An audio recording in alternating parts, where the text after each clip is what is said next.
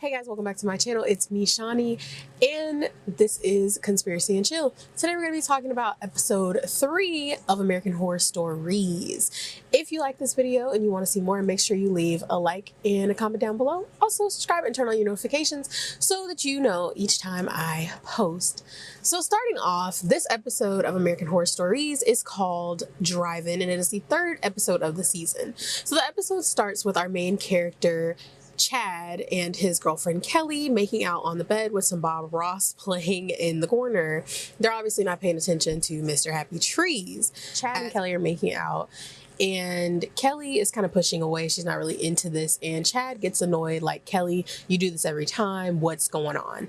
So basically they get into a little disagreement and Kelly ends up leaving. So we fast forward to the next day at school. Chad is telling his friends Milo and Quinn at the skate park about the situation, and he basically says that the reason they were watching Bob Ross is because he wanted to play a little kissing game, you know, because art just, you know, gets the girls hot and heavy, or so he was told. So he decides that they're going to kiss every time Bob Ross talks about happy trees.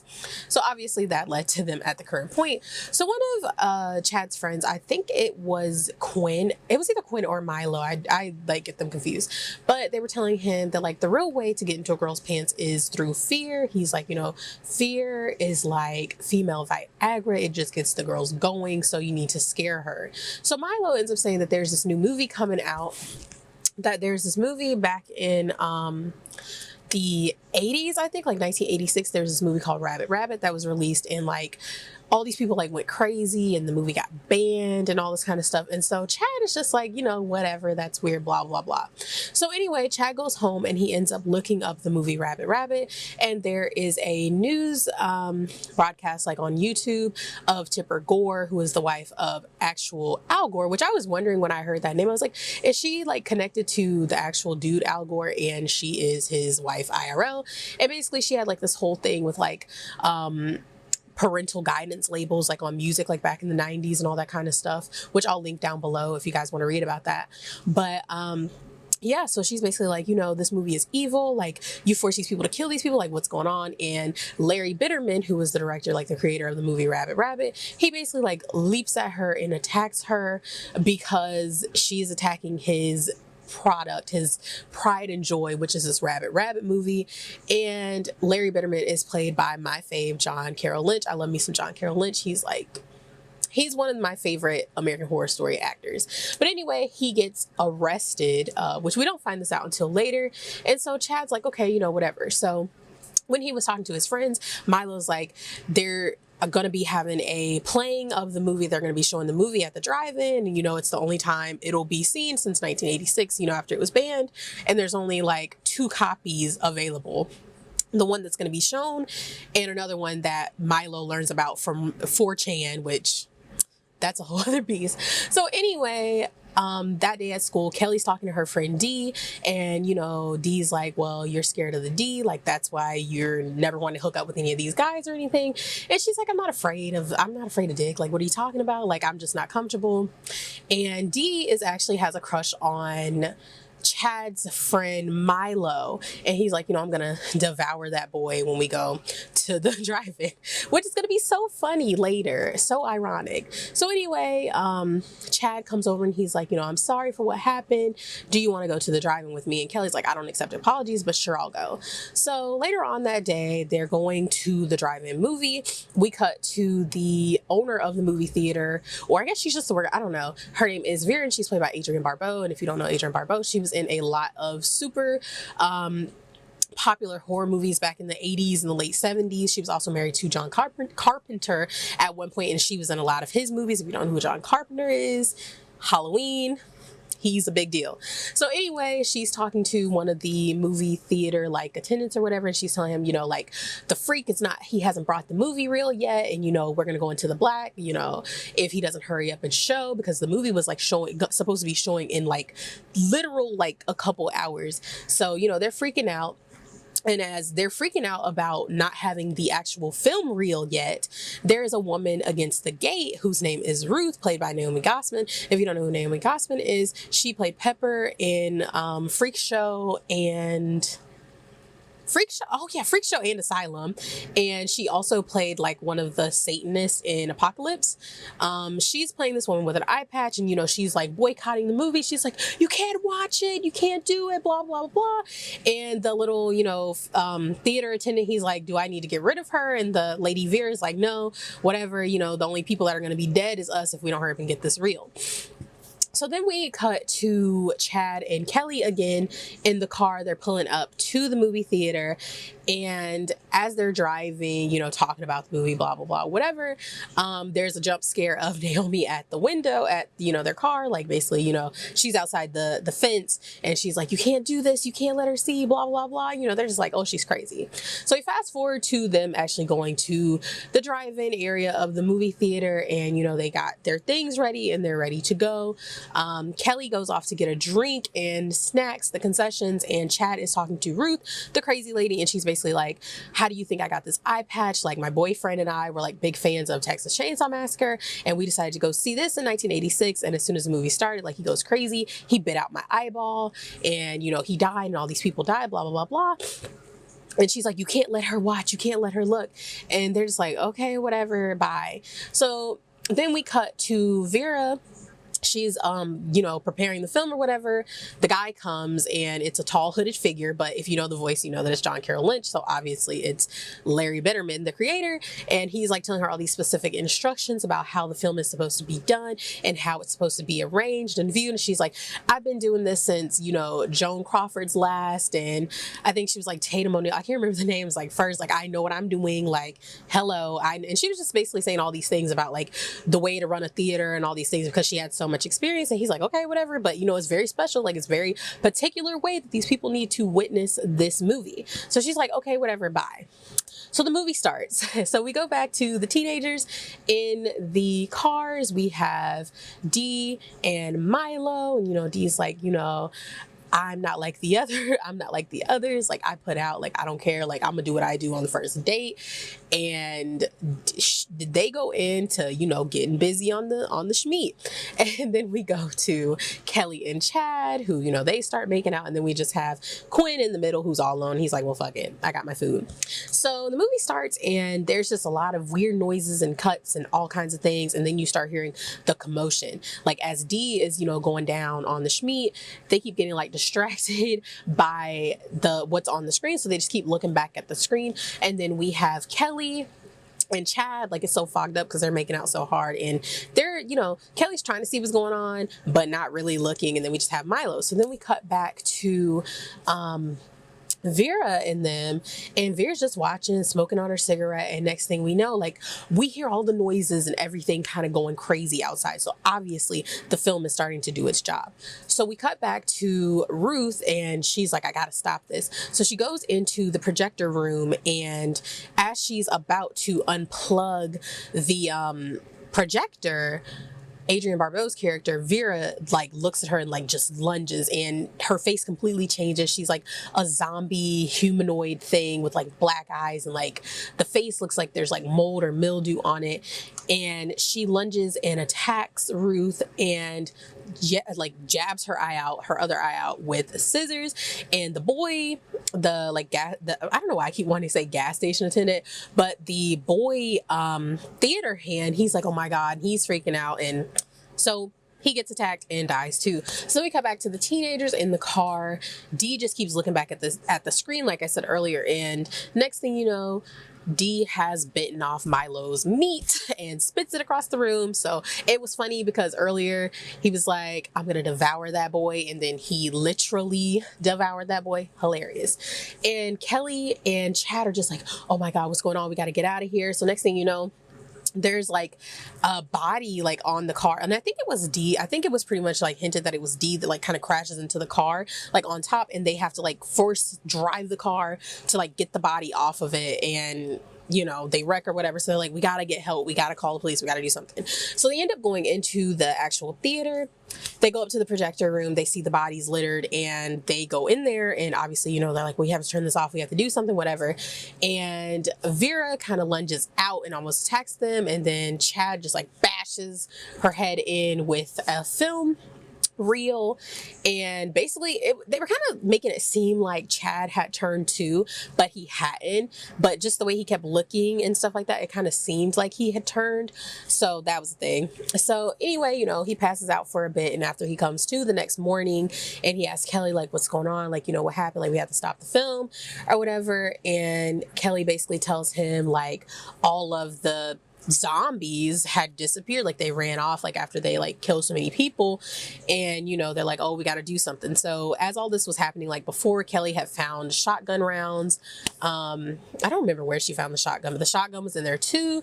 And they decide they have to make it out to call the police because obviously they don't have their cell phones on them. And I'm like, that's unrealistic for teenagers, because when did teenagers not have their cell phones on them? Like, come on now, that was not very realistic at all, at least to me. So Kelly and Chad make their way down through the bodies. They get back to the car, and the body that they see on the car that Kelly had hit the night before was her friend Dee, which is kind of sad or whatever. But as they get out of the car, because I guess the car was messed up and they couldn't drive it, they see Chad's friend Quinn walking towards, and it's like pretty obvious, like he's not alive anymore, he's obviously a zombie. But you know, Chad's like, it's me, dude, like remember when all this happened, blah blah blah. And he just keeps edging closer and closer to him, and I'm sitting here like, have you never seen The Walking Dead before? Like, have you never seen any of these zombie movies and shows? Like, he doesn't know it's you, and he's going to eat you. So of course Quinn gets closer to him and almost lunges and attacks, and then Chad stabs him. So like, we got to get out of here, we got to get the police. So they get into a truck, I guess that's where they found the shotgun if I'm not mistaken, and they drive off to find the creator of the movie, Larry Bitterman. So they end up coming to the desert, and they see this big trailer, and they see a Rolls Royce. Now pay attention to the Rolls Royce. Now at first I didn't realize why they were emphasizing the fact that he had a Rolls Royce. I was like, he made a movie. Like, I was just thinking that, but we'll get to that in a minute. So they go into this trailer, and they're like, this has to be him or whatever. And we cut to Larry Bitterman, portrayed by John Carroll Lynch, and he's watching the news broadcast about the happenings the night before. And they're basically like, you know, the movie was shown and all these people went crazy, we have all these bodies and blah blah blah blah. And he's like, yes, like this is what I wanted, blah blah blah. And you know, he's kind of devastated because the rest of the bodies are kind of gone or whatever. So Kelly and Chad enter his trailer, and you know, they got the shotty, and they're like, who the fuck are you? You know, and he's like, who are you people? Like, the chickens, everybody's supposed to be dead, you know, who are the chickens that got away? And you know, they're like, where are the chickens, I guess. And he was like, why aren't y'all dead? And then, you know, he was like, oh, so you were laying pipe, raw dog? And I was like, ew, why is he talking like this? It was just awkward to hear him say that. It was just like, this is nasty. But basically, you know, every horror movie trope, like the teens, the sex, the making out, like that's the plot line of almost every single horror movie. Like, that is one of the horror movie tropes that we all know, you know. But they kind of reversed it because they didn't die. They were, you know, getting busy and didn't die. But in most movies, they die. But anyway, you know, he's like, what the hell? You know, that's not the point. Like, basically, he wanted total annihilation of everyone with the showing of Rabbit. So basically asking him like, where's the other film? The people on 4chan basically said that there's one more what's the word? I'm trying to think. There's one more copy of this movie out there. Like, we destroyed the other tape. There has to be another one. He's like, what are you talking about? Like, you guys are really dumb. You're believing stuff on the internet. Ha ha ha. And he's like, Chad is basically like, first of all, I destroyed the tape in the film. I destroyed the film. There were no splices. There were no cuts. And I didn't even know this about film because I didn't know how film was put together. I'm slow. But Chad was like, there were no splices. So that means this is a copy. This was not the original. Where the fuck is the original? And he's like, I don't know what you're talking about. It's gone, blah, blah, blah. And then eventually Kelly shoots him in the kneecap. And I'm like, you should have, well, hold on. I'm getting ahead of myself. So before that, he basically starts breaking down how he created Rabbit. And basically he talked about how he was like the second in command on The Exorcist, and how The Exorcist has like the scene where there's like a cut of a demon's face or whatever. And he basically talks about how he wanted to engineer the super movie that would just make people go crazy, like messing with different like sound layers and sound cues and different audio and splices of video to just basically some MK Ultra mind control type stuff with the airwaves and all that kind of stuff. And I thought it was really cool because as he's describing this stuff, in the show they actually played like the buzzing of bees, like electricity humming, and all these different like frequencies and stuff that kind of play with you, the viewer, as he's talking about what they do in movies, because this is something, subliminals that are done in movies and TV and everything, to kind of get you to think a certain way. So he's basically breaking that down, and he basically says that after that he kept working on it, and when in the 80s, before it was first shown, his assistant who was cutting it, she basically went crazy and turned into like the zombie that we see everyone else turned into. And basically as she's cutting the film, she was literally cutting her fingers off, and she has the black eyes because she's like possessed or whatever. And he was like, yes, this is it. And that's when it first went to theater after that. And he basically said after he got arrested for, you know, the murders and all that kind of stuff, for the assault of Tipper Gore, once he went to jail, he said that he basically perfected the process in prison to make what we saw, well, what they saw at the drive-in. He spent all those years in prison like perfecting his craft, and he finally got it the way that he wanted it. And you know, they're like, show us the other copy of this movie right now. So he kind of points them into the direction, and Kelly shoots him in the kneecaps, you know, after he's like, you know, whatever.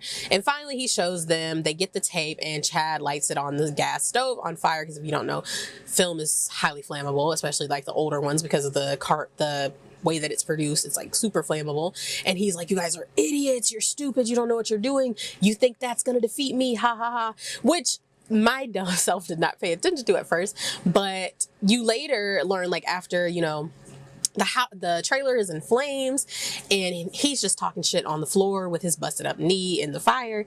And Kelly and Chad leave, and you know, they're like, whatever, like, let's blow this popsicle stand. One thing that I thought was cool during these scenes is you see a lot of nods to old horror movies. You see many Jason figurines, Pennywise, you see little clown dolls in the background that kind of reminded me of Twisty, which, you know, John Carroll Lynch also played Twisty, and Twisty is based on John Wayne Gacy, who he also played in Hotel. And John Wayne Gacy was a killer clown who dressed up as Pogo the Clown. So there are all kind of nods to older horror movies and Mask and things like that in the background, which I thought was really cool as a horror buff. And as they leave, you know, they drive home, and, you know, like I said, Larry was talking shit on the floor. I think it's funny that his name was Larry Bitterman, because he was bitter as fuck, but whatever. So they go home, and you see them, they're just getting hot and heavy, ripping off the clothes, they're making out, they're about to go all the way. And as you look at the computer screen in the corner, the same computer screen that was playing Bob Ross, you see that it is now on Netflix. And guess what movie is about to play? Rabbit. So basically the last copy was sold to Netflix, which explains how Larry afforded the Rolls Royce, because he sold the rights to Netflix, basically bringing his dream to reality, because Netflix is in millions of people's homes, and people are going to watch the movie, and guess what's going to happen? Everybody's going to die. So in the background, you basically just see like the LA skyline just go to shit, because everybody's watching this movie at home and turning into flesh-eating zombies. So, let's break down how I felt about the episode. Honestly, I'm not a big fan of zombies or zombie movies. I don't really like it. Walking Dead is as far as I'll go with zombies, and I quit watching that a long time ago. But it was refreshing to see something different than the typical American Horror Story. And what we saw with the first 2 episodes, I did not like the first 2 episodes. I liked the first 1 episode, but episode 2 was not it for me. It just was unnecessary, and I did not like it. But this one had a different tone and a different feel, at least to me. So it was a little bit better. Like I said, I don't really like campy horror. Like, I'll watch like original campy horror, like the original like 80s horrors and stuff like that, and 70s horror movies, but I don't really like it in modern horror for me. But it was good. It was better than the first 2 episodes. But one thing I do kind of hate is I don't really like this whole teenager angle that they've been doing with the last 3 episodes. And I'm hoping that the whole season does not revolve around teenagers, because it just has this cheesy feel that kind of feels like it needs to be on Netflix, a Netflix teen original. And it doesn't feel like American Horror Story to me. But personally, I'm just going to give it a chance and see how much better it gets. I did like the episode. I think it was nice with all the horror nods to older horror movies and horror movie greats and all that kind of stuff. I think it was cool to play with the whole like subliminals in movies and how they can affect you, and psychology and mind control and all that kind of stuff. And like I said, the acting was much better. The acting was a definite improvement from last time. No tea, no shade. I did not like the acting of some of the actors in the first 2 episodes. But the actors in this one were really good, even for, you know, younger teen actors. I know that the actor that plays Chad, I think he was in Marvel's The Runaways, which I've never watched, so I can't really speak on. Obviously, we had John Carroll Lynch, Naomi Grossman, we had Adrienne Barbeau. Like, these are horror movie, well, I don't want to say horror. They're like greats at what they do. They're very good actors, and it was really good. So I can't wait to see what happens on the next episode. I enjoyed this one. It was okay for me. I just want more. I want to step away from these teenagers because I'm tired of teenage dramas. I don't really care. But yeah, that's all I have to say about this episode. If you guys had any comments about the episode, any things you noticed that I might have overlooked, leave them in the comments down below. If you want to see more of these, I'll be back next week to recap episode 4. I'll also be uploading a conspiracy video very soon about a true crime / conspiracy story that I just really am super interested in, and I just want to know what the hell happened. I want to know what you guys think too. If you like this content, make sure that you like this video and subscribe and turn on notifications so that you'll see next time I upload, and you'll know every time I upload. Thank you for watching and have a great day. Bye.